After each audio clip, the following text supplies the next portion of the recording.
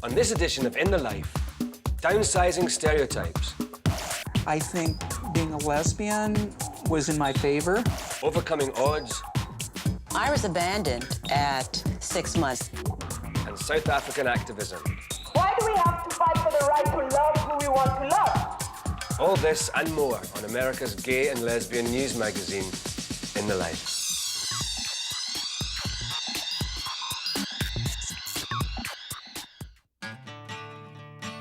In the Life is funded in part by the H. Van Ameringen Foundation. Additional support provided by the Ford Foundation, the Arcus Foundation, and the annual support of In the Life members like you.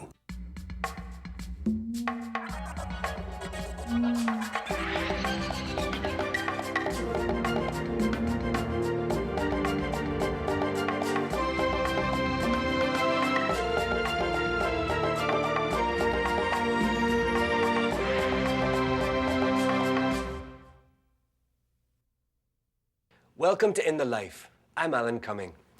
Stereotypes about sexual orientation continue to be shattered as more people come out in their private and public lives.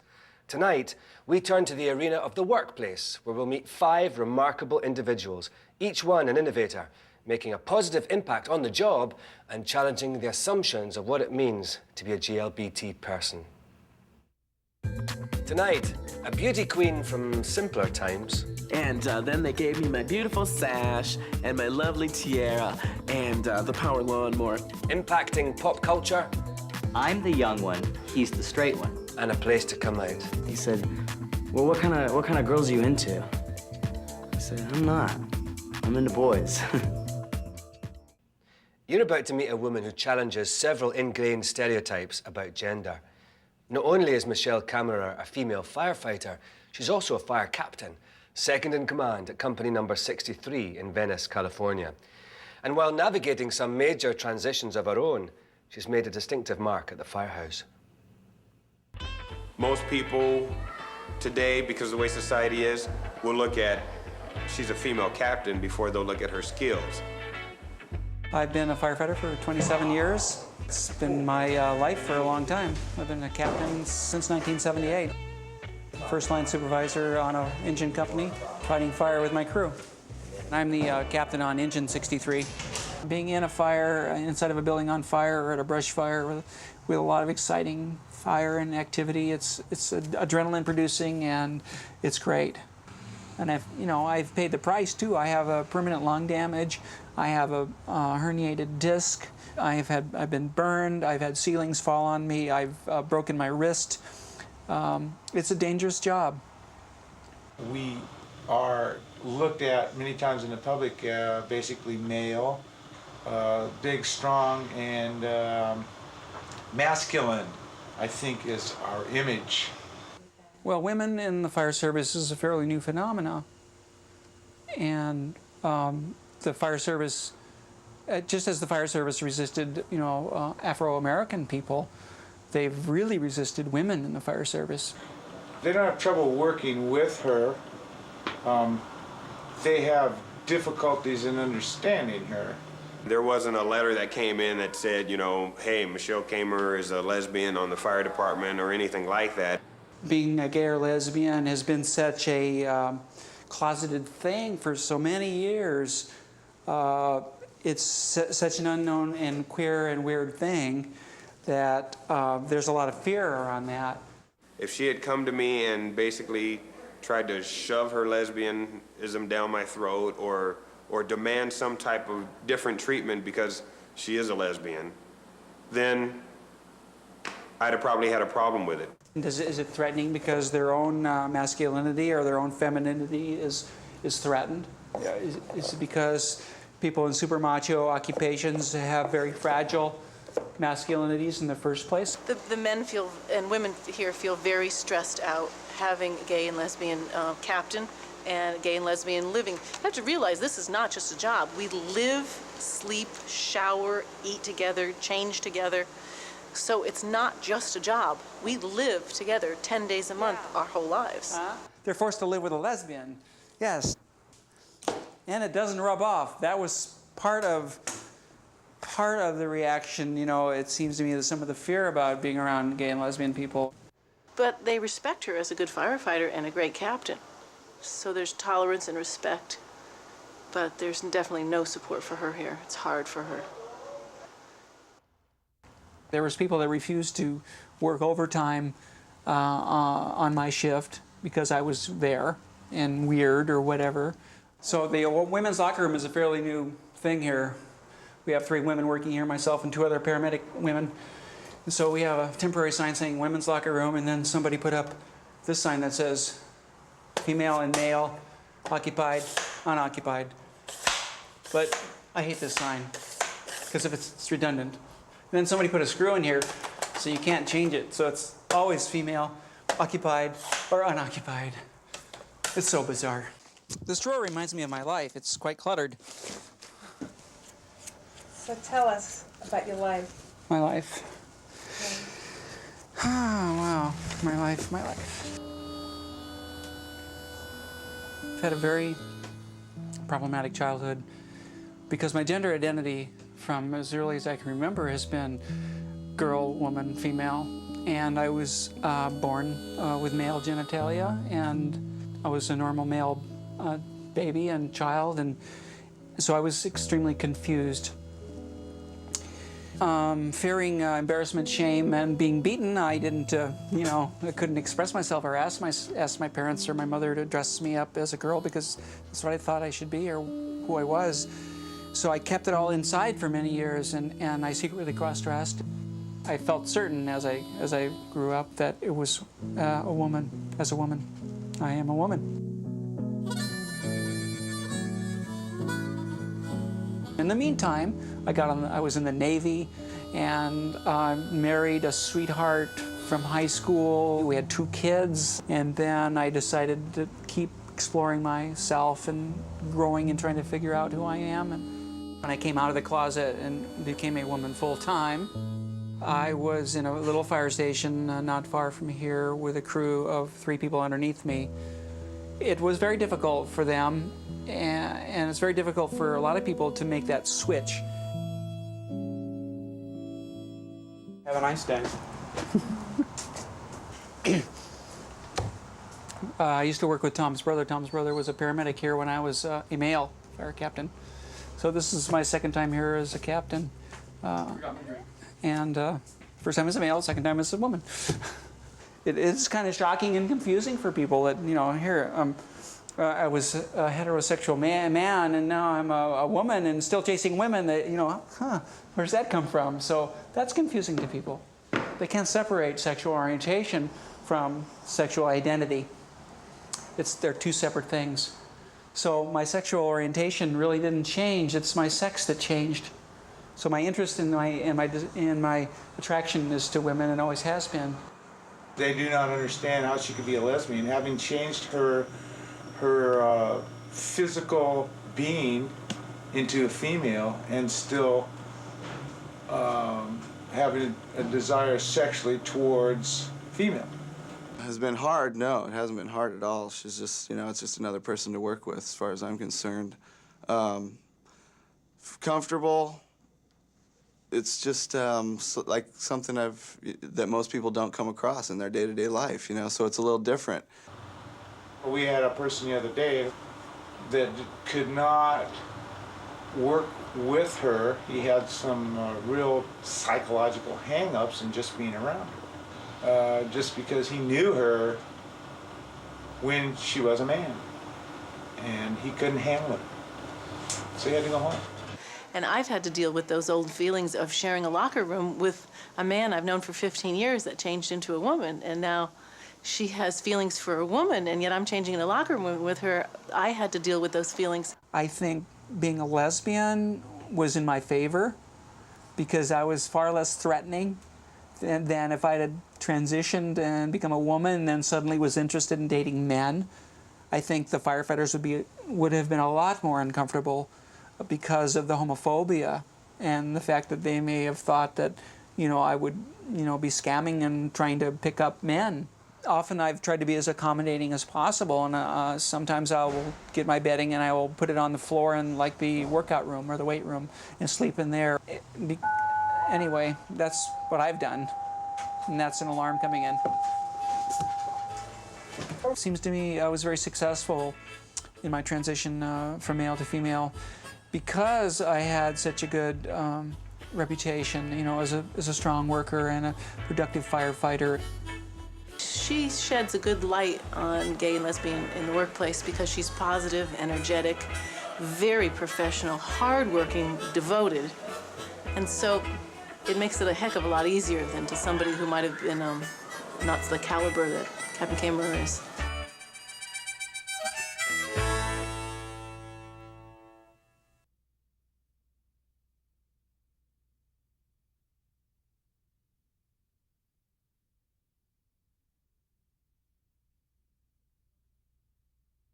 This is an equal opportunity country, and equal rights mean equal rights across the board. As far as we're concerned, we were appalled that job opportunities and job security were different for the gay and lesbian community, that they could be fired because they were gay or lesbian. Okay, that's unacceptable. Benefits, Social Security, inheritance, adoption, marriage, being able to be with the one you love, it all ties into the same thing, which is an environment that exists that says it's okay to deny these things to the gay community. When it comes to having a major impact on the face of pop culture, only a handful of people in the world can boast the accomplishments of Tom Schumacher, and some work alongside him at the same firm. We're talking about the Walt Disney Company, where Schumacher participates at the highest level. Now you're probably thinking, who the hell am I? Well, I am Thomas Schumacher, along with my... Thank you very much. We caught up with the always busy Tom Schumacher at the final dress rehearsal of the Los Angeles production of The Lion King. Welcome to the beautiful Pantages Theater, tonight's final dress rehearsal of The Lion King. The audience that night was made up of Disney employees. We are taking photographs tonight. You are not taking photographs tonight. I've been an out gay man since my freshman year of college. I have never once in my entire, now almost 13 years of working for this company, had anyone question me ever on this topic. The fact that I make work for families and make work for children, that's great. To me, that's not in any way at odds. Because my whole life I've done this. When I was in high school, I directed a children's theater company. I was a playground leader. I was a camp counselor. I've been a drama teacher. So to me, it just is a natural extension of what I do. I've spent so much of my life working with kids. And it is kids who are perhaps the most familiar with his work. Tom Schumacher is the president of Disney Theatrical Productions, president of Walt Disney Feature Animation, and president of Disney Television Animation. He's overseen every major animated hit since the company's renaissance in this arena began in the late 1980s. At the core of almost every animated movie is some fundamental theme or moral lesson. Inside also all the movies is this idea of self, of who are you? Aladdin is searching for self. The Beast has to find out who he is. And the reason we search for self is because we fear that we're not accepted. From the point of view as a gay person, these movies speak to everyone who feels that they're outside, that they haven't been given access. They say that we do need to accept others, bring people in, that we're made mightier by inclusion, not by exclusion. But as like an out gay character, it's never been one in a Disney animated movie. Mind you, I said out. As passionate as Schumacher feels about the films he's made, animation was never an area he expected to immerse himself in. Before arriving at Disney in 1988, Schumacher worked in theater. All through high school, I obsessed on theater. Went to UCLA to be a theater major. Immediately, when I graduated, I began working for a very important theater company, the Mark Taper Forum in Los Angeles. Eventually, there's a bazillion jobs, but I ended up coming to Disney with no animation experience to produce an animated movie. Schumacher was brought into Disney by Peter Schneider.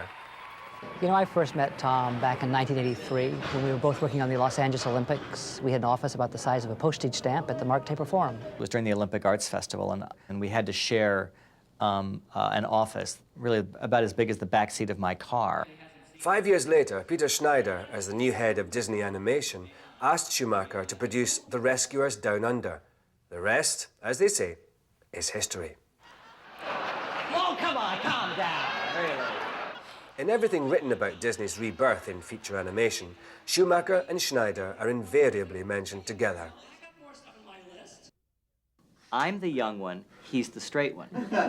You know, I think it's very rare to find someone who can be a partner with you, and we've shared almost 15, maybe 18 years of working together and knowing each other. I can tell you what Peter will say to almost everything that comes up, and vice versa. We're very much in sync about how to problem solve, what to do. It's the most unique relationship in my life in terms of being able to think the same way. You never know who's in charge of what. We share things completely. So I think we're really indistinguishable in some ways, and yet we are completely our own people. The two were so successful with animation that Michael Eisner asked them to launch Disney on Broadway with the now hit musicals Aida and The Lion King.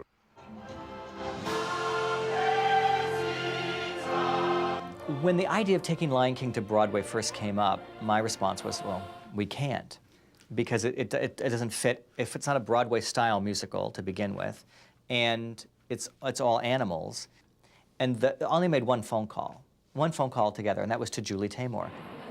Tom, in particular, was really interested in pushing the boundaries of what commercial theater was, what people would expect to see on a Broadway stage. He's one of the funniest people. And if you can't have a sense of humor when you're dealing with budgets, crises, firing actors, hiring, getting rid, making changes, it's just who wants to do it? So ironically, for Peter and I, the day we stood there holding our Tony Award in our hands for The Lion King, we got a Tony Award by coming to a company to make animated movies and then going back into the theater where both of us had started. Disney's next Broadway venture after The Lion King was Aida, where Schumacher again collaborated with Lion King composer Elton John. There were no limitations creatively put on Aida. We have financial limitations. Obviously, I have to work within a budget and it has to make sense. But I had the resources to call upon almost anybody and say, hi, I'm working on a musical. So I could actually say to Elton, hi, I'm working on this thing. Do you want to write on it? Nothing can be altered. There is nothing to decide. I love thematically what the piece says. These two lovers who come together from opposite worlds, who find each other. I think there's kind of a spiritual side to it I like. Long-term commitment plays an important role in Schumacher's life. He's been devoted to Disney for over 12 years. His close friendship and partnership with Peter Schneider reaches back 18 years. But his longest commitment is to his life partner and other half, Matthew White. They've been together for almost 20 years. We met at the Los Angeles Ballet. Matthew was a dancer, and I was hired to be the assistant general manager of the company. And on my very first day at the Los Angeles Ballet, a board member, who has since been a good friend of ours, said to me, I want to let you know that as a staff member here, you are not allowed to date any of the women in the company. And I said, yes, ma'am, that won't be a problem.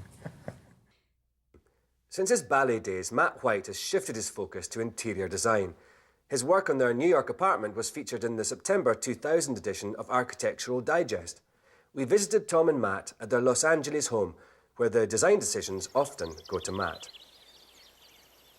Tom has great taste. I mean, look at what he does. I mean, he has great taste. But when did you finally throw out all my stuff? It's not thrown out. It's in the basement. Boxes and boxes. You know, when you mesh lives, it takes a while to sort it out. And finally, we've sorted it out, and his stuff is all in the basement. Their years together have made Schumacher and White keenly aware of the limitations of the law in treating gay couples as a family unit. Well, for us, in terms of just the organizing of our business affairs, the simple protection you would get in California, the simple protection you get from being married, the stack of paperwork that we have to have, the ridiculous, it is, as Matt says, it's appalling.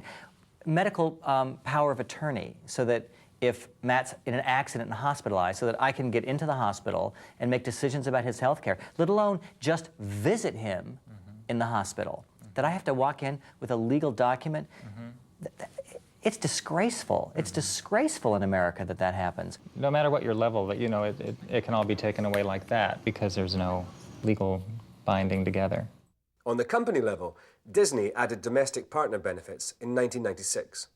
Michael Eisner, you have decided to give health benefits to all your employees, same-sex benefits. Was that a tough decision? We have a non-discriminatory policy at the Walt Disney Company. But you might have been easier taking the safer road, right? No, the safer road is the right road. You know, but when I came here, you know, that we didn't have domestic partner benefits, which we do now.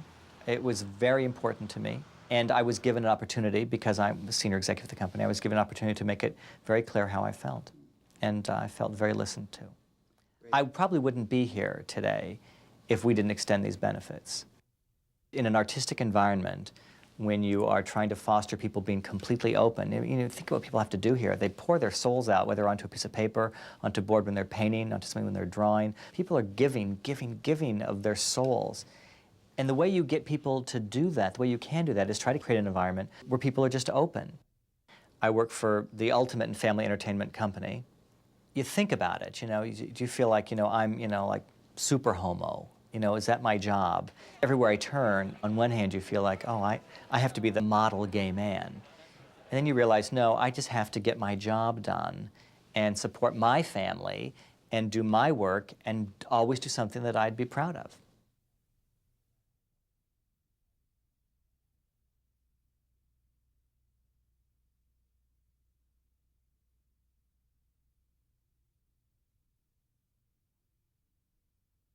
In 1950, a United States Senate report targeted homosexuals as a government security risk. Untold numbers of suspected gay men and lesbians lost their jobs. Today, just over 50 years later, the Human Rights Campaign has identified well over 2,000 companies, colleges and universities, state and local governments, and federal agencies that have written non-discrimination policies covering sexual orientation. I'm Sam Behrens. You're watching In the Life. Tonight's highlighted documentary, Simon and I, traces the lives of two dynamic activists who secured civil rights for the gay community in a most unlikely place and at a most unlikely time. I am black and I'm gay. I cannot separate the two parts of me into secondary or primary struggle. They will be all one struggle. Simon and I is about Simon Nkoli, who was a mentor of mine, who was a leader in the ANC movement, anti-apartheid. He was jailed for a long time. And he came out as being gay and then kind of started the gay movement as it happened in the early 90s and in Johannesburg in particular. You know, started the first Pride March and that type of thing. It's also a history of how the South African gay and lesbian movement emerged all the way to when the Constitution passed sexual orientation. By the late 1980s, apartheid had reached a fever pitch, throwing the South African political and social system into serious turmoil. Blacks were still classified as non-citizens. Within this oppressive setting, activist Simon Nkoli initiated GLOW, the Gay and Lesbian Organization of Witwateers.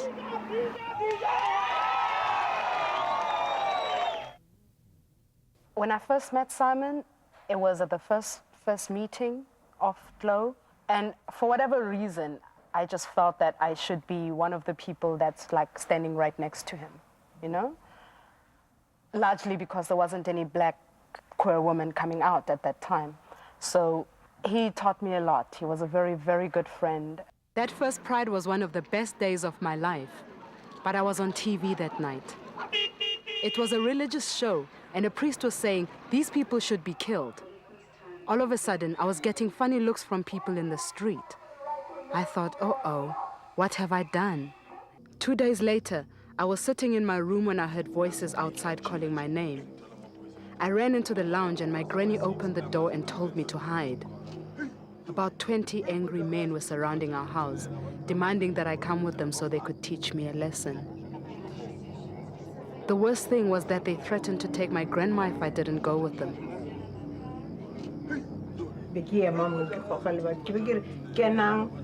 One of you utla walin.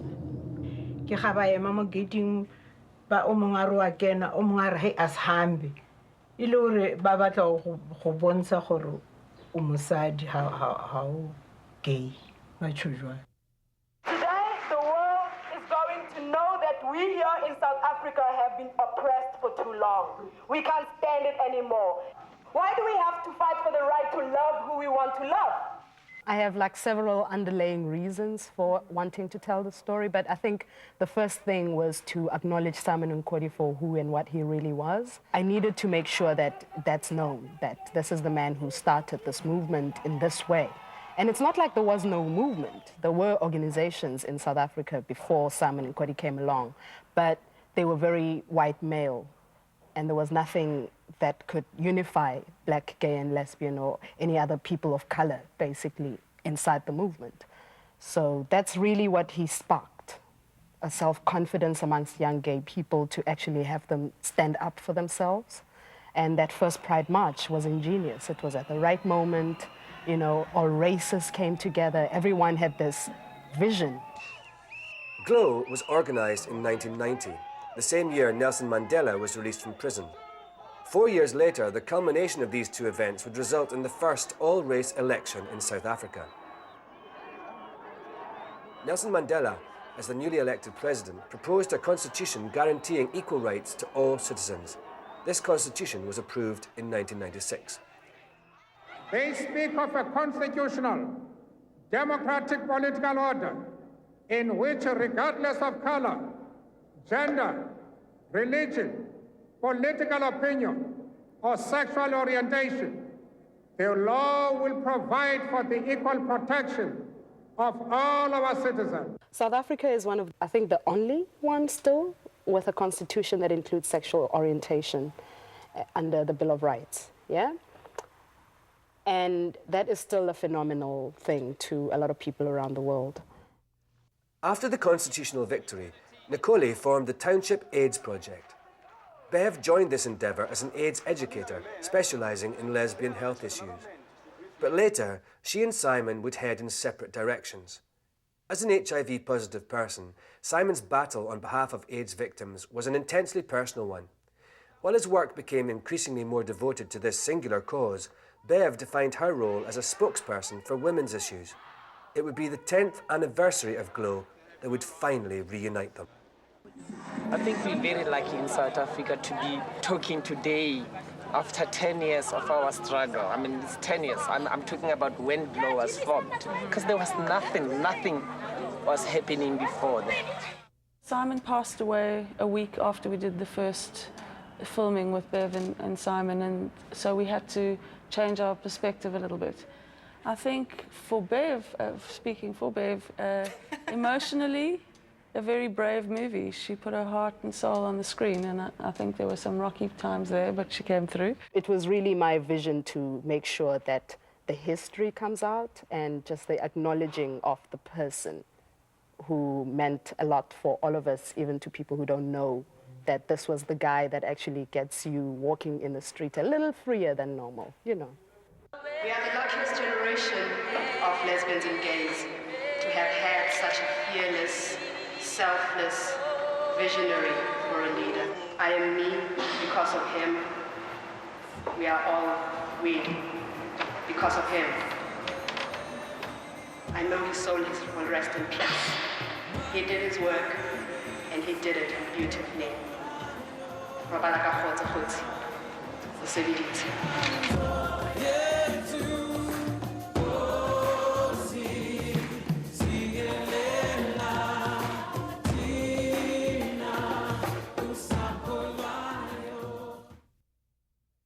Drag performers stretch and challenge our notions of gender. Inspired by this rich tradition, Russ King has skillfully designed a throwback to simpler times. But as you'll soon see, King's creation is a complicated character with a wit and style uniquely her own. A beauty pageant winner from Minnesota, she's an active church member, lives in a trailer park, and is a self-proclaimed minister of beauty. And through beauty, she's bringing the best of Minnesota to the masses. Created by Russ King, Miss Richfield 1981 is a distinctive character with a story all her own.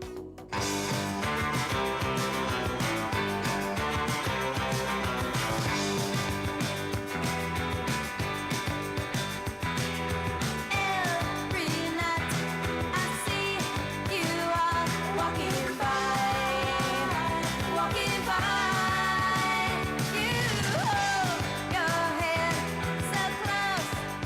I grew up in a home of 4 boys. I was the youngest, and it was a very conservative Christian home. My parents, they were very strict with us. We didn't dance, we didn't go to movies, we didn't play cards, so my knowledge of pop culture is very limited.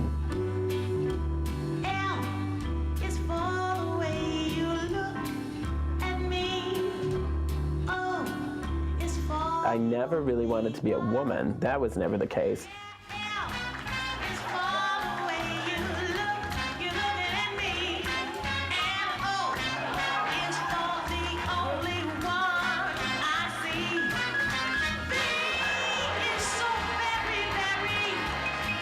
I think Miss Richfield, 1981, is a throwback to a more traditional sense of drag. I don't wear any boobs, I don't wear hips, and so there's no illusion there. I don't wear a girdle, and so it's a very much more natural. It's obviously a guy in a dress. Thank you, everyone! Thank you so much! And welcome to our lovely program here. There's also a sense of appreciation for what Miss Richfield is, and that's the gloves that match the shoes and the handbag and sometimes a hat, and all of those details, all the things that women don't have to deal with today.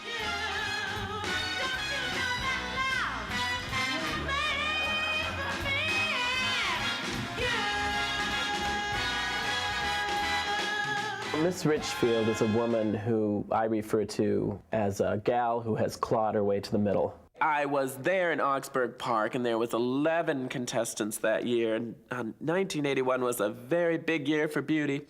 And there's another gal right in front of me, Trudy Olson, who was kind of one of our bigger gals. And she was twirling 3 flaming batons, lost control, took out the whole front row of contestants in a terrible fire. Oh, I don't know if you've seen taffeta burn, but I was the only gal to stop, drop, and roll. Because when you live in a trailer, you know what to do in case of fire. You're not getting out of a window that's big. You know what I'm saying? And there was only one contestant left. That's right, yours truly. It only took the judges about, 15, 20 minutes to deliberate. And then they gave me my beautiful sash and my lovely tiara and the power lawnmower. I want to just take a few moments and play you something that I played that day for the pageant.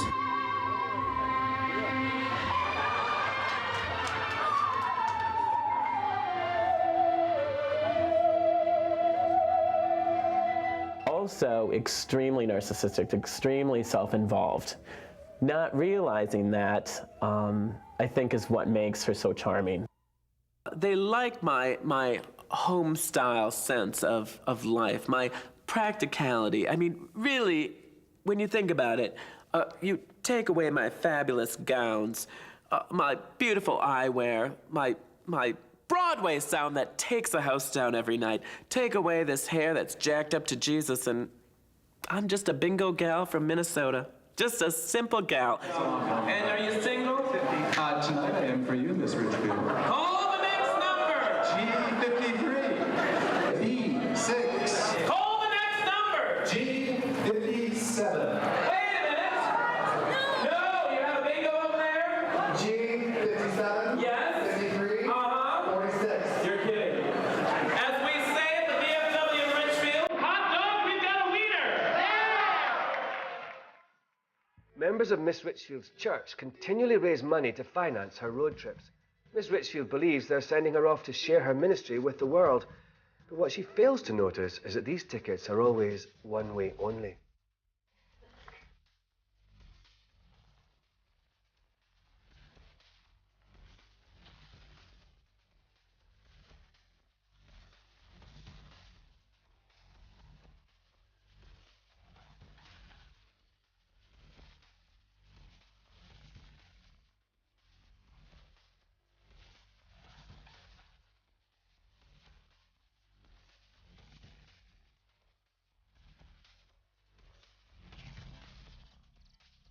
Genuine civil union, going to New Jersey for a limited domestic partnership, going to Hawaii to be reciprocal beneficiaries, going where it's legal to love.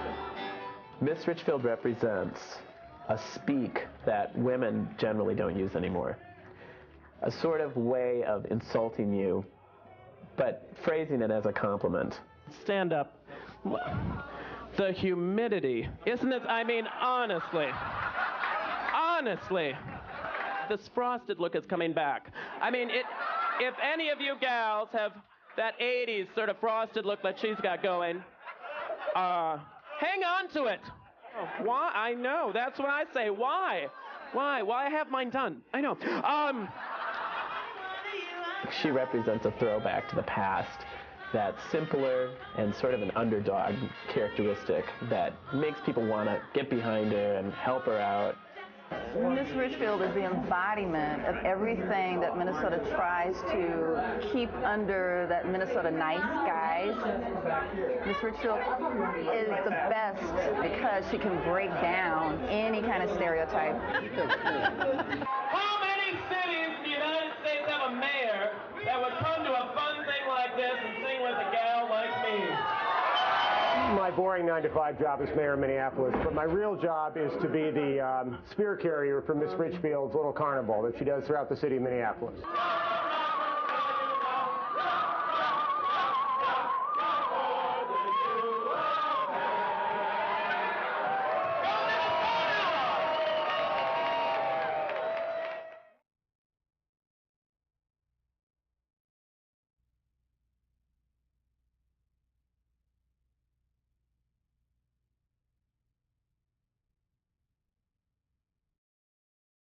Irene Monroe has always had a sturdy sense of herself, and she's never shied away from challenges throughout her life.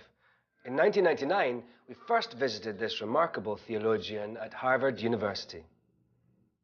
I was abandoned at 6 months. They estimated that I was about 6 months. And so where most people have a date of birth and certainly have a birth name, they estimated since they found me on July 11th that January 11th would be my birth date, assigned birth date. And I get the name Irene Monroe because Sister Irene, who was the head nun of the New York Foundling Hospital, which is in New York City, was a Marilyn Monroe fan. And so she named me Irene Monroe. Just looking at my life, I grew up in a economically distressed enclave of Brooklyn, New York, with foster parents who unfortunately were functionally illiterate. And they also, as example, showed me the difficulty of not having an education. So education was absolutely essential.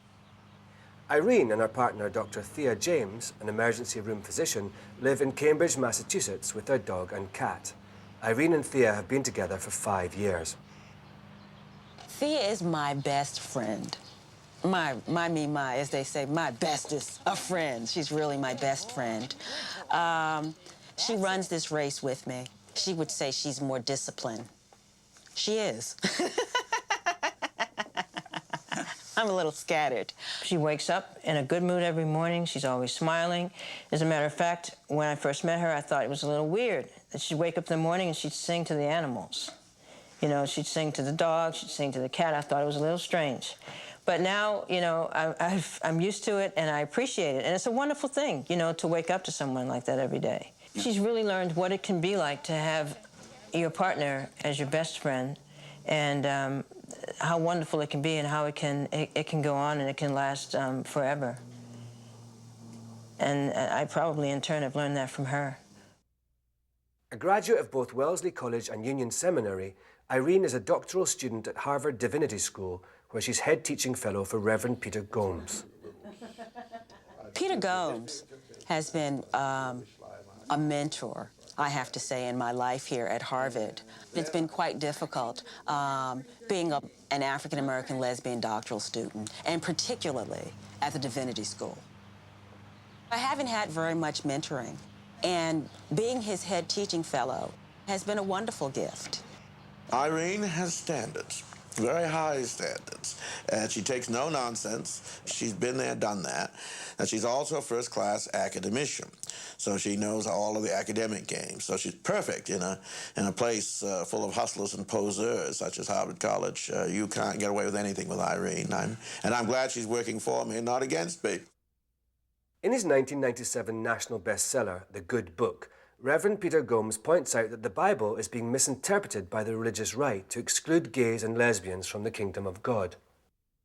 Well, I say that there's a tremendous burden of moral responsibility and guilt on anybody who would presume to exclude gays and lesbians and sexual minorities from the kingdom of heaven. And any Christian who presumes to speak that invites divine wrath and retribution. That is the most arrogant and wicked assumption on the part of fallible human beings of divine power.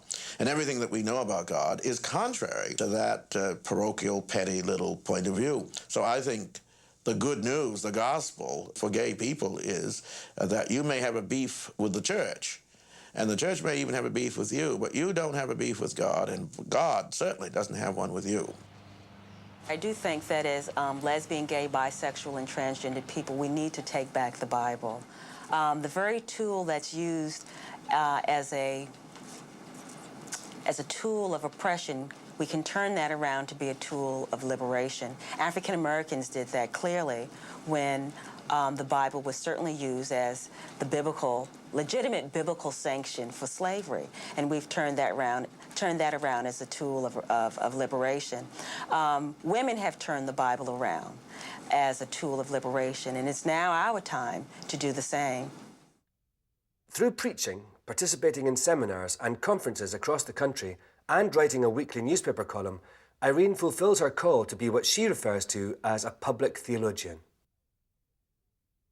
It's important that those of us who are queer theologians to make ourselves accessible in a way to explain to our community how religion is used against us, but at the same time can be used to liberate us. She's out there, she's getting her hands dirty, she's out there among the people.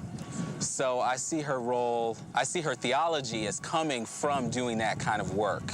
It's certainly not, my experience of her is that she's certainly not doing theology from the ivory tower. I mean, she's taking theology back where it belongs, on the street, in the newspaper, on the radio, on television. She talks theologically to people who don't know she's talking theologically, which probably is the best way to do it. Last year, Irene stirred up some controversy, particularly in the African American community, when she wrote an article about Nation of Islam leader Louis Farrakhan. I open up saying that his misogyny is no different than African-American Christian ministers, but that because Louis Farrakhan is in the limelight, we have a lot more quotes by him and a lot more information about how he has shaped his misogyny and homophobia. But in essence, this kind of misogyny that he espouses and homophobia is really pandemic throughout the entire, as I see it, African-American community. To have one kind of extremism shape the American culture shatters very much what democracy is about, which is about freedom, individual freedom. You can't help how you come in this world, but you certainly can help how you leave it and what you do while you're here. God's gift to us is our life, and what we do with our life is our gift back to God. So that's sort of what motivates me.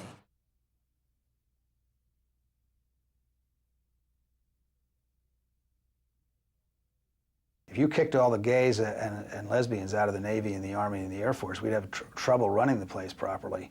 I think if you're brave enough to sign up for Afghanistan and go over there and get yourself shot, then you ought to be proud enough to join the Army and say who you are. It's just ridiculous. I think the United States and Turkey are the only countries in NATO that don't allow people to say who they are. We got a ton of gays and lesbians in the military already. So it's not a matter of whether we're going to let gays and lesbians serve in the military. They serve in the military. It's a matter of whether any human being has a right to be proud of who they are, and I think they do. Coming out is something that GLBT people do every day. It's one of the touchstone experiences that link each person to a larger community. Tonight, in keeping with the on-the-job theme, we feature personal memories about coming out at work. I landed a job of being a band director for a high school. I kept a picture of my lover at the time on my desk in the band director's office, and I was certainly a very progressive person, and they knew that. And early on, came time for a 3-day weekend or some sort of holiday, and I said, well, I'm going away. I'm going up to San Francisco to be with my significant other, or I used some other, kooky term, genderless term. And there was sort of an awkward pause in the room. And then some wise-ass kid in the back said, what's his name? And the whole room got quiet, and all the kids got sort of tense. And I looked at him, I said, Mike, very deadpan. And it kind of broke the tension, and then we just moved on from there, and it never really was a problem after that. It was a marketing position. It was like the coolest sellout job. And I really liked my coworkers because they were a little zany. And there was one woman named Joni, and she would stick her head in my office and say things like out of the blue, and say things like, I don't like Jessica Simpson. She looks like she smells. And I was like, yeah, that's what I always thought. What? And, but anyway, she comes in one time, we're talking, and I'm talking about taking vacation because I'm getting married. And she says, oh, wow, who's the lucky guy? And I said, well, actually, it's a woman. And she goes, oh, I love Melissa Etheridge. She's like, did you see her on the Grammys? I was like, yeah, she was great on the Grammys. Yeah, oh, I like her. Yeah, she's really strong. So we have a really good, bonding moment and everything, and that's when I knew that I would like that job. And 3 weeks later, I was called in for sexual harassment, and I resigned. So that was a little steep learning curve on the acceptance there in the workplace. It's funny, you talk about deciding to come out at work or not to come out and trying to make that decision, and it's kind of a foreign concept to me because I have the gayest job ever. I actually have the 2 gayest jobs ever. I write musicals and I teach aerobics. And it's hard for me to think of a more archetypally gay job than that. So, when you're in rehearsal, when you're in the fitness studio, it's not about, oh, well, are people going to be okay that I'm gay? Is that going to be a problem? People expect you to be gay. People assume you're gay. And so, I've never had to worry about whether to come out or not on the job because at my job, it's the norm to be gay. It's, it's actually, there are straight people who do these jobs, not very many. I know a straight lyricist and I know a straight aerobics instructor, and everybody thinks they're gay. And they have to come out as straight. And, when they do, it's okay, people are cool, but there's also an element of like, huh? Well, what do you mean? What are you talking about? It's almost like I work in bizarro world where 10% of people are straight, and it's not like they get discriminated against because of that, but they do have to think about when and how they're going to correct people's assumptions. I was a captain in the military, and I had a boss that I had worked for about 1.5 years really closely, and we had a really great working relationship, and I thought very highly of him, but I was closeted the whole time. And about 1 year after we stopped working together, we both happened to be at a conference in a different city, and we went out to dinner together. And during the course of that evening, gays in the military came up. And it was a theoretical, hypothetical conversation because I wasn't out to him. And during the conversation, it started in a pretty mild way, but he started making the typical arguments that people make against gays in the military, which is it's bad for morale and you have to shower with them, and these just really basic arguments that people make. And then what really surprised me was he started going into arguments that I had never heard before, arguments that if you allow gays in the military, they'll have to live on post and they'll be near children and the children will be at risk and it would be bad for the community. And I was really appalled by the points that he was making. And I thought, wow, if I could come out to him, I'm somebody who he's known for a long time, and it might change the way that he views gay people, because clearly he doesn't know any, if these are his, or he doesn't know he knows any, if these are his preconceived notions about what that means. And I did not come out to him, and it hurt. It hurt not to speak that truth. And I think it was a turning point for me in my own maturity process, because up until that point, being gay in the military and being closeted, and I was out to a lot of people too, it felt like I was getting away with something, like in an almost kind of fun, kind of game way, that I was pulling one over on people. But from that point on, by not coming out, it felt wrong. I had a really interesting moment with a client once. He worked in the Department of Purchasing. I was training a software product, and it was the summer, and I was complaining about the heat. I was saying, yeah, I hate this heat. And he said, well, you're from Texas. What, shouldn't you like the heat? And I said, well, I have to wear a suit. I wish I could wear flip-flops and shorts and a tank top, and then I'd love it. But unfortunately, I can't wear that to work. And we worked with this, 25-year-old girl, really good looking, big breasts, whole thing. And he said, listen, you get Melinda to wear that, and you can wear whatever you want. And I said, okay. All right, that's great. He's like, she's pretty hot, huh? And I said, yeah, I guess. He said, I bet the girls are really hot in the city, because I live in New York, and this was out on Long Island. I said, yeah, I guess so. He said, well, what kind of girls are you into? I said, I'm not. I'm into boys. And his eyes got really big, and he kind of looked away, and he never asked me about my personal life after that, which was just as well for me. But pretty sure after that, the whole department knew. I was working my first legal job, the Legal Aid Society, Criminal Defense Division. The court was incredibly macho. You worked night arraignments, and there were, all these grisly guys coming through, with these petty arrests, and cops waiting around for their cases to be called. And, that was the atmosphere. There were a few women. Some of those women were gay. Some of them were in the closet. Some were sort of half in the closet. And I came out. I came out, boom, and happy and thrilled that I had been able to do this and was now living the life I wanted to live. And not that long after I came out, which was sort of accepted. There were lots of mumbles. I was called He-Man, and the cops had nicknames for me, but which was all okay. I got pregnant. I was inseminating, got pregnant, and by my 7th and 8th month, I was really showing. And some people weren't thrilled about the fact that I was pregnant and didn't like it. And one particular judge in Brooklyn, who I assume is no longer there, when he saw me walking into his courtroom, opening the door at the far end, he would spot me and he'd look at his court officer and he'd literally sort of get hysterical and say, call her case right away. I don't want her waiting in my courtroom one extra unnecessary minute. I want her out of here. And I would walk up towards the bench, and lo and behold, my case was called, which was a blessing, because often lawyers had to wait around for hours.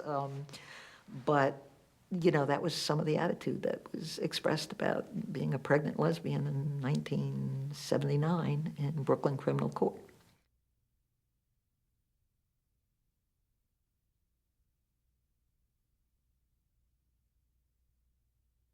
I'm Alan Cumming. From all of us at In the Life. See you next month.